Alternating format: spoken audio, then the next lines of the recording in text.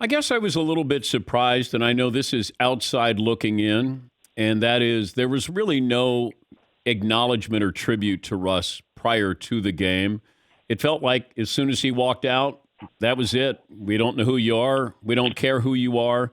And I was just wondering about that even when Brady went back to New England, I mean, they did give a little bit of a video tribute to him. So why was there no grace period or hey, we'll spend 3 minutes, now we move on and you're the opposition?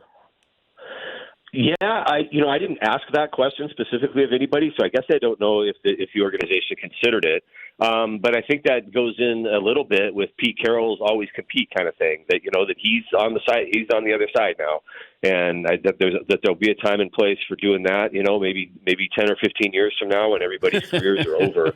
So that's a long time, Bob. Yeah, yeah. Well, but as you know better than anybody, Russell sort of wanted out, so I think they're like, are you going to, a guy who wanted out of town, are we then going to just kind of welcome him back with open arms the one time he comes back as the opponent, so I think there's some of that at play here. I think it's, I mean, we all know this wasn't the totally smooth, but in fairness to Russ, and I don't want to be the Russ whisperer, but, the story that came out in 2018 is they were going to trade. They were going to trade Russ to Cleveland to get, the number one pick in the draft, and they were going to take Josh Allen. So I don't know how close that. I don't know how close that. I mean, I don't know that was more than about a 3-minute conversation. It was just sort of a, would you actually entertain this? I think that was more of the Seahawks just kind of trying to see if anybody even would do something like that at that time, and just kind of trying to gauge the market. Well, I thought there was a report that came out that was acknowledged, and also, Yeah, I'm saying I do. Yeah, I do think they talked, but I don't think it was. We'll do it if you say yes. I don't think it was that close. I think it was more of a, just two GMs talking kind of thing. But do you think Pete?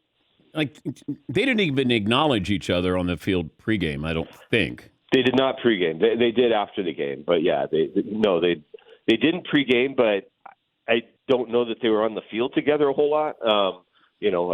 Russ sort of did his pregame thing, pretty early, and Pete was, and maybe Pete intentionally wasn't out there that early, but a lot of times he's not, the 2 hours prior to the game thing when everybody's out there. And then once the teams are out there doing their things together. But again, I don't, it's pretty obvious, isn't it, to the outside world? This wasn't a happy breakup. So, yes. I don't know. If you see your ex-wife at some social function, do you then kind of go up and act like you're best friends?